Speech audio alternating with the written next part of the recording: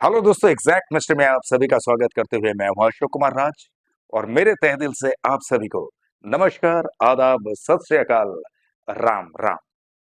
तो दोस्तों, आज बाबा साईंनाथ की लीलाओं को शुरू करने से पहले मैं आप लोगों से कुछ खास बात कहना चाहता हूं मेरे तरफ से, यानी एग्जैक्ट मिस्ट्री की तरफ से।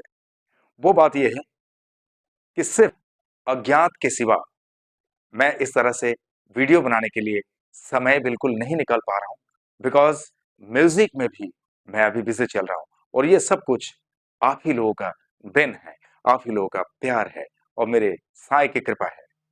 क्योंकि आप लोग मेरे शॉर्ट्स में सुनते आ रहे हैं एक के बाद एक बाबा साईंनाथ के ऊपर जो भी पैरोडी गाना मैं लेकर आ रहा हूं। एक और मेरा नया चैनल शुरू हुआ है, उसका एक्चुअली नाम जो है वो सिलेक्ट करना है मुझे, चैनल का नाम। वो चैनल का नाम अभी तक सिलेक्ट नहीं हुआ, लेकिन जितने भी आप लोग मुझसे जुड़े हुए हैं, आप सबको तो पता है मैं लिंक शेयर करते रहता हूँ व्हाट्सएप में। एनीवे, वो मेरा प्योर म्यूजिक का चैनल है, लेकिन जैसे ही उसका नाम सेलेक्ट हो जाएगा उसके बाद मैं आप लोगों के सामने पूरी तरह से लेके आऊंगा कि ये मेरा चैनल है और उस चैनल में जो भी आप लोग संगीत से लगाव रखते हैं, संगीत से प्रेम करते हैं, आप लोगों के लिए बहुत ही खुशी का एक चैनल होगा। मैं उम्मीद करता हूं आप लोग को अच्छा लगेगा और मैं हमेशा यही प्रयास करूंगा कि मैं जो कुछ भी म्यूजिक के रिलेटेड आप लोगों के पास लेके आऊं, यानी एंटरटेनमेंट के लिए, वो सारा कुछ आप लोगों को ऐसा ही लगे जैसे कि आप लोगों का प्यार मुझे एग्जैक्ट मिस्ट्री चैनल के जरिए मिला है। ओके, और इसीलिए मेरा ये प्रयास चालू है और मैं बहुत बिजी चल रहा हूँ, क्योंकि म्यूजिक के काम में भी बहुत ज्यादा वक्त लगता है। इसीलिए आप लोगों के साथ में जो बाबा साईंनाथ की लीलाएं घटित हुई है, जैसे कि कुछ खास कारणों के सिवा अगर आप देखते हैं अपनी फोटो या नाम हम शेयर कर सकते हैं, तो बिल्कुल बेझिझक आप अपना एक वीडियो बनाइए पूरी तरह से लीला के ऊपर, बाबा साईंनाथ की लीला जो भी आपके साथ में घटित हुई। लेकिन यहां से शुरू करना कि बाबा साईंनाथ को आप किस रूप में मानते हैं और बाबा साईंनाथ के भक्ति में कैसे आना हुआ, कितना दिन पहले आप बाबा साईंनाथ के भक्ति में आए हैं। बस यहां से फिर शुरू करना आप बाबा साईंनाथ की लीलाएं जो भी आप लोगों के साथ में घटित हुई। ओके, प्लीज, तो मुझे थोड़ी सी आसानी हो जाएगी आप लोग का वीडियो को एग्जैक्ट मिस्ट्री चैनल में इजीली लाने के लिए। ठीक है, बस आपको सिर्फ अपना ही वीडियो ऐसे जगह पे आप रिकॉर्ड करना जहां पे कि थोड़ा सा ब्राइटनेस हो और आप अच्छी तरह से वहां पे दिख सकें। बाकी आप बोलते जाना, अगर कहीं पे कुछ गड़बड़ भी होता है, रिपीट होता है, तो डोंट वरी, मैं उसको एडिट कर लूंगा, आई प्रॉमिस इट। ओके, तो मैं अभी उम्मीद करता हूं कि आप लोग इसी तरह से मुझे वीडियो भेजा करेंगे। हालांकि यहाँ पे बहुत सारी लीलाएं मेरे पास पड़े हुए हैं जो एक एक करके लाने में भी बहुत समय लग रहा है और इसीलिए मैं थोड़ा सा चिंतित हूँ। हालांकि मैं लाते जा रहा हूँ एक एक करके जो भी एनोनिमस वीडियोस है, एनोनिमस वीडियोस को मैं इसी तरह से मैं खुद आप लोगों के सामने बोलता रहूंगा, उनके साथ में क्या घटित हुई क्या नहीं, और इसी तरह से एग्जैक्ट मिस्ट्री में लाऊंगा। बट आप लोगों को जैसे बोला, प्लीज मुझे वीडियो भेजा करना, आप लोगों को भी आसान हो जाएगा, मुझे भी आसान हो जाएगा। ओके, चलिए, तो अब मैं बाबा साईंनाथ की लीलाओं को शुरू करता हूँ। आज बाबा साईंनाथ की लीलाओं के बारे में जिन्होंने मुझे एक्सप्लेनेशन दिए हैं वो है राजस्थान के प्रतापगढ़ जिले से, और उनका नाम है विष्णु शंकर मेघवाल। तो ये विष्णु जी से मैंने जब ये पूछा कि आप बाबा साईंनाथ के भक्ति में कब से आए, तो उन्होंने कहा कि 1985 से 86 के बीच में वो अपने दोस्त मित्र से मिला करते थे अपने मोहल्ले के। तो उन लोगों में से काफी सारे दोस्त मित्र जो है कई बार बाबा साईंनाथ का दर्शन करके आए थे शिरडी में, और उन्हीं लोगों से सुनते हुए इनके मन में बाबा के प्रति भक्ति जागृत हुआ। और बाबा के प्रति भक्ति तो जागृत हुआ, लेकिन शुरुआत में वो यही सोचते थे, कहाँ साईं, साईं के बारे में हम तो कुछ भी सुनते रहते हैं, वो ऐसा है वैसा है। ऐसा ही उनके भी मन में था। और कई बार उनके दोस्त मित्रों ने उन्हें ये भी कहा था कि तुम चलो हमारे साथ शिरडी में, एक बार बाबा का दर्शन कर लो, और बाबा का दर्शन करने के बाद तुम देखो कि तुम्हारे अंदर किस तरह से एक पॉजिटिव एनर्जी दिखाई देती है, और उसके बाद तुम खुद ब खुद हमें कहना कि तुम्हें कैसा लगा। क्योंकि बाबा ऐसा है, सारे भक्तों की बातें सुनते हैं और सारे भक्तों की बातों के हिसाब से, उनके मनोकामनाओं के हिसाब से बाबा प्रतिफल भी देते हैं, ऐसा है। हालाँकि विष्णु जी घर पे पूजा-पाठ किया करते थे और नियमित तौर पे जिस तरह से घर में पूजा-पाठ होता है, वो हमेशा ऐसे ही पूजा-पाठ किया करते थे। बड़े भक्ति मार्ग के हैं वो। आज उनकी उम्र, वो ये कहते हैं कि 66 ईयर्स यानी 66 साल की उम्र है उनकी।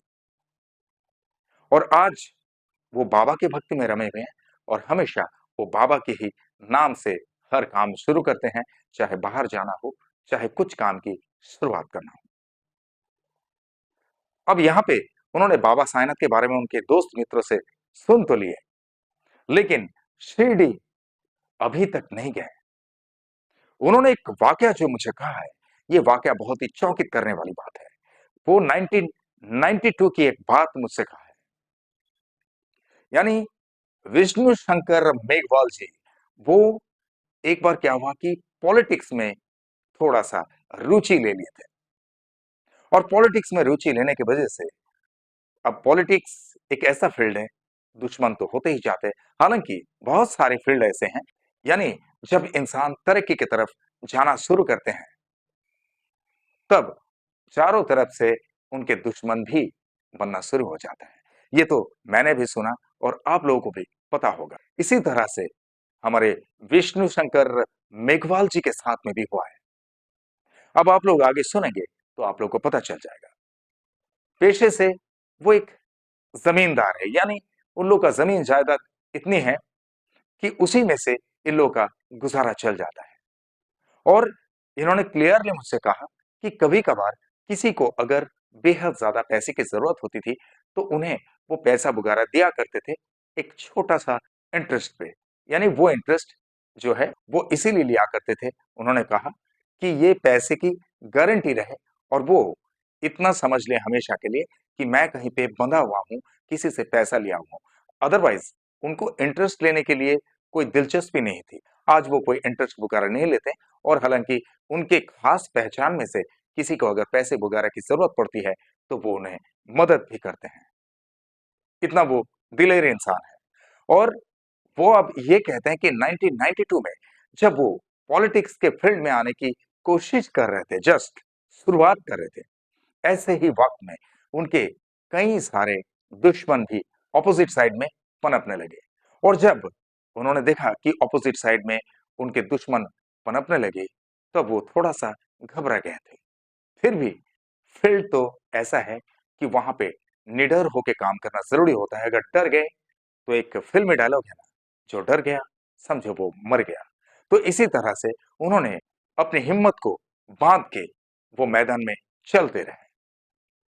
पर ऐसा एक वक़्त आया, उस वक़्त में उन्हें किसी एक रिश्तेदार के घर में जाना था। वो उनके घर से कम 30-35 किलोमीटर दूर था और वो अपने बाइक से गए थे वहाँ पे। अब बाइक से गए और बाइक से ही उनको आना है, क्योंकि अगर वो पब्लिक व्हीकल में जाते, तो फिर वो एक अलग बात होती। लेकिन बाइक लेके गए हैं, अब बाइक में वो अकेले ही थे। हालाँकि उन्हें पता नहीं है कि कहाँ कौन किस हिसाब से उनके लिए जाल बिछा के रखे हैं। ये सस्पेंस उनको बाद में पता चला, लेकिन शुरुआत में उन्हें कुछ भी पता नहीं है। पर इतना तो उन्हें पता था कि हाँ, उनके कई सारे दुश्मन जो है पनपने लगे हैं। अब ये चीज़ उन्हें तब पता चला जब उनके साथ में एक हादसा हो गया और वो हादसा ऐसा नहीं, बहुत बड़ा हादसा था। वहाँ पे उनकी जान भी जा सकती थी। वो आ रहे थे, बहुत ज़्यादा अंधेरा भी नहीं हुआ और दिन के उजाले में वो आ रहे थे, यानी उन्होंने कहा कि 4 से साढ़े 4 का टाइम था शाम को, जैसे उस वक़्त भी बहुत अच्छी खासी रोशनी रहती है सूरज की। ऐसे टाइम पे बहुत सारे लोग भी रास्ते के ऊपर चलना-फिरना करते हैं। लेकिन जब वो घर तक पहुँचने ही वाले थे, ठीक घर से 10-12 किलोमीटर दूर, वहाँ पे एक जंगल सा लगता है। तो सुनसान जंगल के ऊपर से बहुत सारी गाड़ियाँ तो चलती है, लेकिन जब आप खुद चलेंगे, तो आपको लगेगा जब पासिंग होती है कि इक्का-दुक्का ऐसी ही गाड़ियाँ चल रही हैं।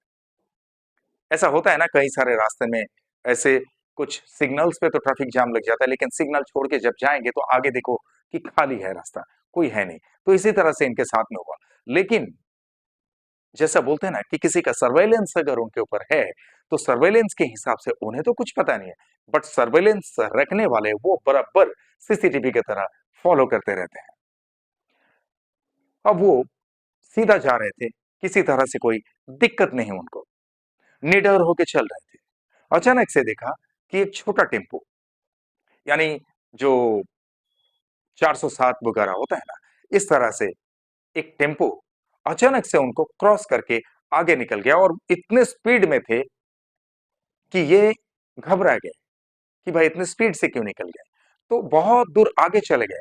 अब इन्हें तो कुछ भी पता नहीं है, लेकिन वो जब आगे चले गए तो वहां से वो टेम्पो वाले ने क्या किया, उसका एक्सेलरेशन कम करता रहा। एक्सेलरेशन जैसे कम करता रहा तो वो गाड़ी की स्पीड जो है कम होती गई, और जैसे जैसे कम होती गई, यानी उन लोग डिस्टेंस को एडजस्ट करने के लिए कोशिश कर रहे थे कि हमारे ये विष्णु जी और उन लोगों के गाड़ी का डिस्टेंस ऐसे एक जगह पे आके खड़े हो जाए ताकि उनके ऊपर किसी भी तरह से अटैक करने में किसी तरह की कोई दिक्कत ना हो।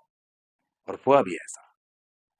उन लोगों ने क्या किया कि जैसे ही चारों तरफ से देखें कि कोई गाड़ी और दूसरी दिख नहीं रही है, ऐसे टाइम पे बहुत बड़ा सा कटा हुआ पेड़ का एक हिस्सा, यानी इतना बड़ा सा हिस्सा था कि वो उनके बाइक के सामने ऐसे फेंके, और उनकी बाइक जो है उस वक्त कम से कम 60-65 के स्पीड में थी।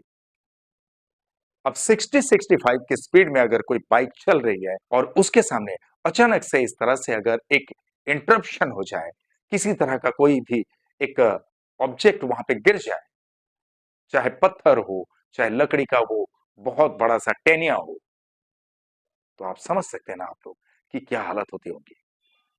और ऐसे वक्त में विष्णु जी की बाइक जो है इस तरह से टकरा गया उससे, क्योंकि रास्ते में चलते हुए गिरे हैं उन लोग, और वो जो है एक अपने मोशन में वो इनके बाइक की तरफ आते जा रहा था, और इनकी बाइक जो है वो बहुत कोशिश किए थे कि बाइक का स्पीड को मैं कंट्रोल कर लूं, लेकिन आखिर में वो कंट्रोल करते हुए जब कंट्रोल नहीं कर पाए, तो बाइक जो है काफी दूर तक घसीटती हुई चली गई, और घसीटते हुए जाकर उस लकड़ी के जो टुकड़ा है, वो मतलब पेड़ का जो टुकड़ा उनके सामने गिराया गया था, उससे डायरेक्टली उनका एक्सीडेंट। और एक्सीडेंट होने के बाद क्या होता है, वो बाइक से इतना उछल के वो रास्ते में गिरे कि उसके बाद वो बिल्कुल बेहोशी में आ गए, सेंसलेस हो गए, उन्हें कुछ भी पता नहीं। पर हो सकता है, जैसा उन्होंने विष्णु जी ने कहा, कि कोई भी अपने ऊपर चाहे किसी तरह की कोई रेपुटेशन के लिए हो, कुछ हो, इस चीज को एक दुर्घटना के हिसाब से दिखाना चाहते थे।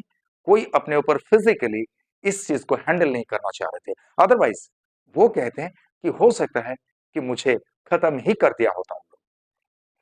अब जब इस तरह का हादसा इनके साथ में घटी थी, तब उन लोग गाड़ी लेके कहाँ गायब हो गए क्या नहीं, उसमें से कोई भी किसी इंसान को इन्होंने देखे नहीं, और ना ही वो किसी को ट्रेस कर पाए कि किसने ऐसा काम किया।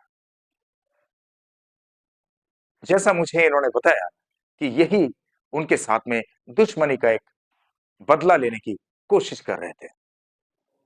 और उसके बाद उन्होंने ये देखा कि उन्हें कुछ भी पता नहीं कि वो कहाँ है क्या नहीं। पर ऐसे टाइम पे पीछे से एक ट्रैक्टर आ रहा था, तो उस ट्रैक्टर में जो है बहुत सारे लोग भी बैठे हुए थे, और उन लोग गांव के इंसान है। गांव के इंसान वाकई उन लोग सैल्यूटेबल होते हैं, बहुत ईमानदार होते हैं। यानी अगर मान लीजिए 100 लोग हैं गांव में, तो वहां पे 90% लोग बहुत अच्छे होते हैं, दिल से मतलब मदद करते हैं। तो उन्हीं लोग जब इनकी स्थिति देखे, बोले कि बाइक इस तरह से पड़े हुए हैं, यहाँ तक कि वो जो कटा हुआ जो पेड़ का टुकड़ा उन लोगों ने देखे बहुत भारी सा, वो चीज भी देखे, बाइक पड़े हुए हैं। तब उन लोगों ने देखे कि अरे ये तो एक इंसान पड़ा हुआ है यहाँ पे। तुरंत उन लोग ट्रैक्टर को रोके, और ट्रैक्टर को रोकने के बाद उनके पास पहुंचे।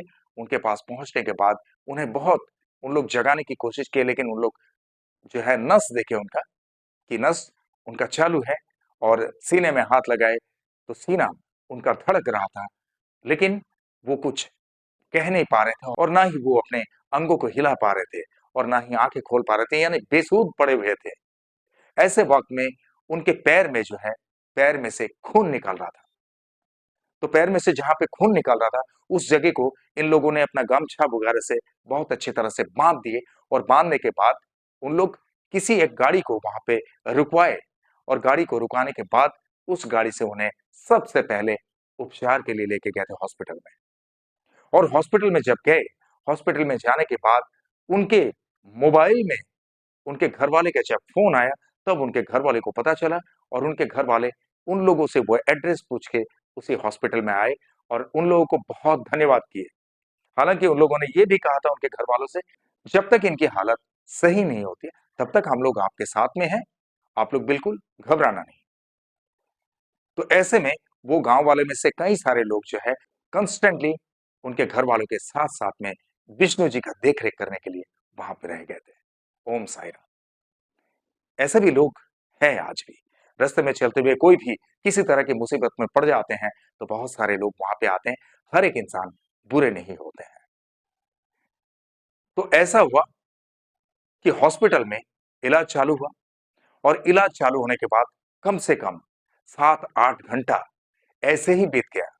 उनकी स्थिति बहुत गंभीर थी, और इस तरह से वो गिरे थे कि उनका सर जो है, वो सर बच गया। क्योंकि जहां पर गिरे थे वो जगह मिट्टी का चट्टान था, यानी सूखा हुआ मिट्टी नहीं, जैसे मिट्टी होता है ना, और मिट्टी में बहुत ज्यादा इफेक्ट नहीं होता। क्योंकि उन्होंने कहा कि वो हेलमेट पहने हुए नहीं थे, और इसी वजह से उन्हें जो है ये डर था कि अगर मैं रास्ते के ऊपर गिरा हुआ होता, तो शायद आज मैं बाबा साईनाथ की ये लीलाओं को बोलने के लिए आपके साथ में बात ही नहीं कर पाता, शायद इस दुनिया में नहीं होता। अब क्या हुआ कि डॉक्टर जब उनके होश आने के बाद इन लोगों को इत्तला किए कि उनका होश आ गया है, आप लोग अगर कुछ बात करना चाहते हैं तो घर वालों को सबसे पहले किसी एक जन को बोले कि आप जाके उनसे बात कीजिए। और उनसे बात करने के बाद एक एक करके सब जाकर बात करने लगे, और उनके घर वाले जो है उनसे कहा कि पता है आपको यहाँ किसने लेके आया?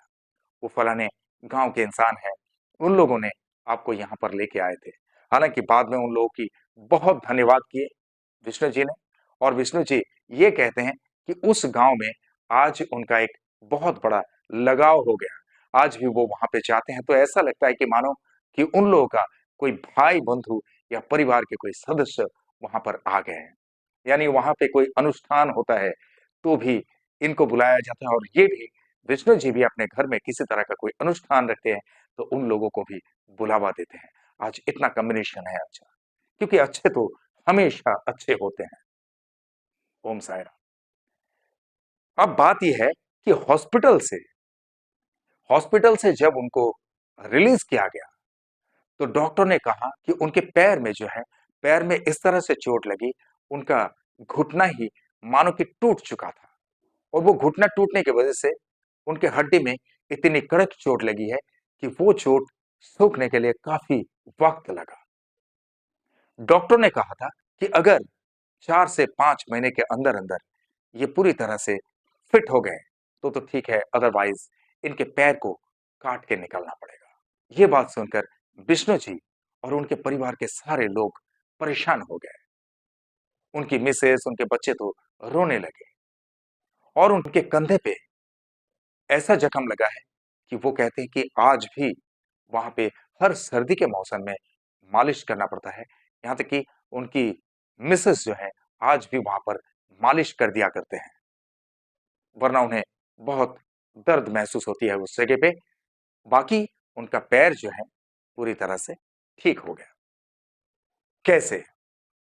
अब यहाँ पे बताते हैं वो कि उन्हें याद आई डॉक्टर की ये बात सुन के कि 4-5 महीने के अंदर अगर वो स्वस्थ नहीं होते हैं तो उनका पैर को काट कर निकलना पड़ेगा।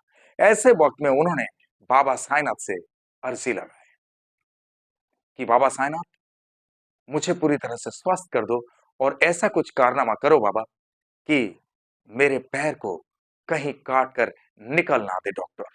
मुझे बहुत डर लग रहा है, क्योंकि मैंने तो कोई पाप नहीं किया बाबा, ये तो आपको पता है। अगर मैं पापी हूं तो ही मेरा पैर को काट कर निकलवा देना, और अगर मैं पापी नहीं हूं तो मैं जैसा था वैसा ही तरोताजा कर दो बाबा, ताकि मैं अपने पैरों में जिस तरह से पहले भी चलना फिरना करता था, ऐसे ही मैं चल फिर सकूं। और जैसे ही मैं स्वस्थ हो जाऊंगा, स्वस्थ होने के बाद मैं पूरे परिवार के साथ में आपके दर्शन में आऊंगा। हालांकि इतने दिनों से वो कभी बाबा का दर्शन नहीं किए और ना ही बाबा की कभी वो पूजा पाठ किए। बाबा के बारे में जो सुने थे उन्होंने अपने दोस्तों से, बस उतना ही है। और उनकी भक्ति उनके मन में थी कि बाबा साईंनाथ ऐसे हैं, वो बात सुनते हैं। और वही सोचकर उन्होंने बाबा साईंनाथ से प्रार्थना किया। हालांकि 4-5 महीने के लिए डॉक्टर ने कहा था, पर जैसे ही 2 अढ़ाई महीना बीता और 2 अढ़ाई महीने के बाद उन्हें एक्चुअली रूटीन चेकअप के लिए डॉक्टर के पास जाना पड़ता था। डॉक्टर हमेशा वहां पे पट्टी लगाते, पट्टी को चेंज करते। ऐसा करते करते 2 अढ़ाई महीना तो बीत गया और 2 अढ़ाई महीने के बाद डॉक्टर के पास फिर से गए। डॉक्टर उन्हें ये कहते रहते कि थोड़ा सा चल के दिखाओ, आप चलने की कोशिश करो, कहीं वहां पे प्रेशर तो नहीं पड़ रहा है। तो वो डॉक्टर के पास, जैसे ही डॉक्टर ने कहा इसे चल के दिखाने के लिए, वो जब चलना शुरू किए तो चलते ही वो बिल्कुल जोर से चिल्ला के बोले, डॉक्टर साहब बिल्कुल पैर में कोई दर्द महसूस नहीं हो रहा है, मैं तो चल पा रहा हूं। डॉक्टर बोला, ऐसा कैसा? बोला, ठीक है। तो डॉक्टर ने एक दायरा उन्हें दिखा दिया कि यहां से वहां तक जाओ और वहां से यहां तक आओ। वो बराबर वहां से गए और वहां से उनके सामने तक आ गए। तो डॉक्टर बोला, वेरी गुड, ठीक है, कोई दिक्कत नहीं। तो एक बार आपका यहाँ पे जो है हम एक्सरे वगैरह निकालेंगे और उसके बाद देख लेंगे। तो बाद में फिर जब उनको टाइम दिया था, उस टाइम पे जब गए एक्सरे वगैरह निकाले, तो देखे कि वहां पे बहुत सारी जगह जो है, जो गैप था, वो गैप पूरा हो चुका है। अब डॉक्टर ने बोला कि अभी आपको ऑइंटमेंट देंगे, वो ऑइंटमेंट मालिश करते रहना और मालिश करते हुए आप ये पट्टी जो है, पट्टी को चालू ही रखना। और पट्टी को चालू रखने के बाद धीरे धीरे, अगर मान लीजिए ये नहीं होता है, तो हम दूसरा कुछ रास्ता देखेंगे कि कैसे क्या किया जाए क्या नहीं। पर हमें विश्वास है कि ऐसे ही आप ठीक हो जाएंगे, लेकिन पैर को काट के निकलने की कोई जरूरत हमें नहीं होगी। बोले मेरे साथ, ओम साई राम। है ना ये बाबा साईनाथ का कमाल? कैसी कैसी बातें बाबा सुन लेते हैं और अपने भक्तों को किस तरह से अपने प्रतिफल देते हैं उनकी भक्ति का। ओम साई राम। Unbelievable, incredible. ये तो बहुत सारे वीडियोस में मैंने पहले भी कहा कि कैसे हम यकीन ही नहीं कर पाते हैं कि कैसे ये सारा काम बाबा साईंनाथ कर देते हैं। यही है बाबा साईंनाथ का कमाल। तो उसके बाद जस्ट और 1-2 महीना वो आराम से पैर को ठीक करने में लगे हुए थे। आज वो ऐसे चलते हैं कि जैसे वो पहले चलते थे। ओम साई राम। फिर जैसे ही 2 महीना बीत गया, डॉक्टर से सलाह की कि सर, मैं थोड़ा बाहर जाना चाहता हूँ, साईं बाबा का दर्शन करने के लिए शिरडी में। तो क्या मैं अब निकल सकता हूँ? बोला, हाँ, हाँ, बिल्कुल, आप जा सकते हैं, लेकिन ज़्यादा दौड़-भाग मत करना और कहीं से अगर उछलना पड़े, तो उछलना नहीं, यानी आप जंप मत करना, ताकि पैर में प्रेशर आए। आप हल्के से, जहाँ कहीं भी उतरेंगे, किसी का सपोर्ट लेना, या जब जो कोई भी वहाँ पे पकड़ने के लिए कुछ जगह रहेगी, तो उस जगह को पकड़ के आराम से उतरना। कहीं सीढ़ी से उतर रहे हैं या सीढ़ी पे चढ़ रहे हैं, ज़्यादा प्रेशर उस पैर में अभी नहीं लगना चाहिए। तो ऐसा डॉक्टर ने कहा और उसके बाद उन्होंने अपने बच्चे को लेके, अपनी मिसेस को लेके, सब एक साथ मिलकर निकल गए बाबा साईंनाथ के दर्शन में। शिरडी के लिए उन लोग रवाना हुए और जब शिरडी में पहुंचे, तो शिरडी में पहुंचने के बाद बस 90-99% जो भक्तों का कहना है कि बाबा के दर्शन में जाते ही, बाबा का शक्ल को देखते ही उनके आंखों में आंसुओं की धाराएं बहते रहते हैं। ऐसा ही इनका हुआ कि वो खुद को रोक नहीं पाए। बोले, मेरे दोनों आंखों से ऐसे मान लो कि गंगा जमुना बह रही हो।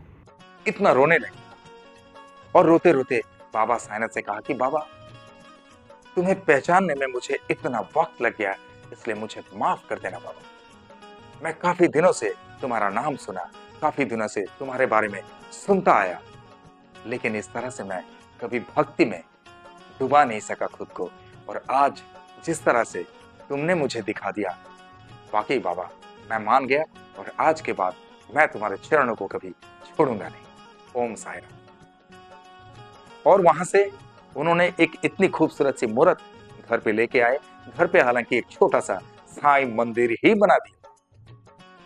कुछ कारण की वजह से जो उनका ऑपोजिशन वगैरह था पॉलिटिकल फील्ड के लिए, तो वो अपने घर का कोई भी नामो निशान भी नहीं देना चाहा, क्योंकि आप लोग भी समझ सकते हैं कि किसी तरह से कोई आइडेंटिटी उनका किसी को ना मिले। तो एनीवे, आज वो मंदिर बना के और वहां पर वो पूजा पाठ करते हैं नित्य नियमित। वो रोज साईं सच्चरित्र का पाठ करते हैं और हर गुरुवार का उपवास रखते हैं। ओम साई राम।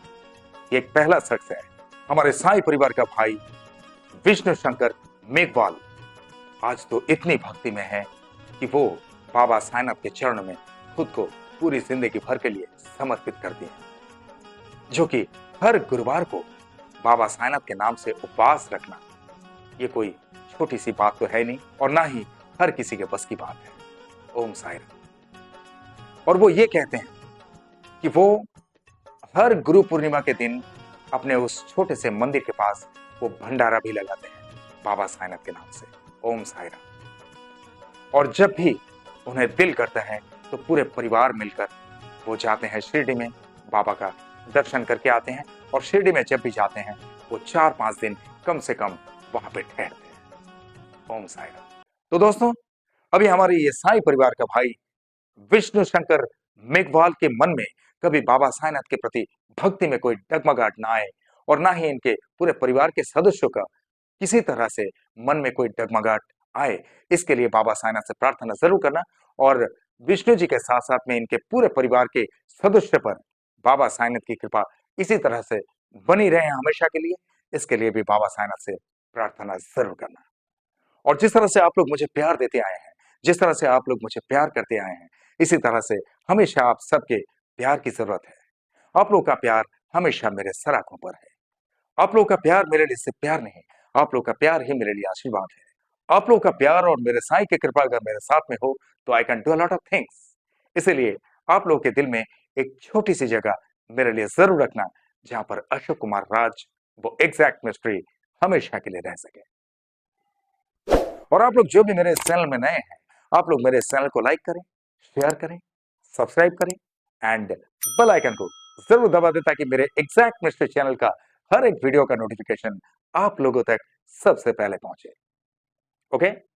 और चलते चलते मैं इतना ही कहूंगा दोस्तों, जिस तरह से आप लोग बाबा साईनाथ पे भक्ति रखते हैं, इसी तरह से बाबा साईनाथ हमेशा आप सब पर अपनी कृपा दृष्टि रखे, हमेशा आप सब पर अपनी कृपा बरसाते रहे। ये मेरे तहे दिल से आप सबके लिए शुभकामनाएं। और जिस तरह से इत्मीनान से आप लोगों ने ये वीडियो देखे हैं, जिस तरह से अपना कीमती वक्त देकर ये वीडियो देखे हैं, इसके लिए आप सभी को मेरे तहे दिल से बहुत बहुत धन्यवाद के साथ में ओम साई राम।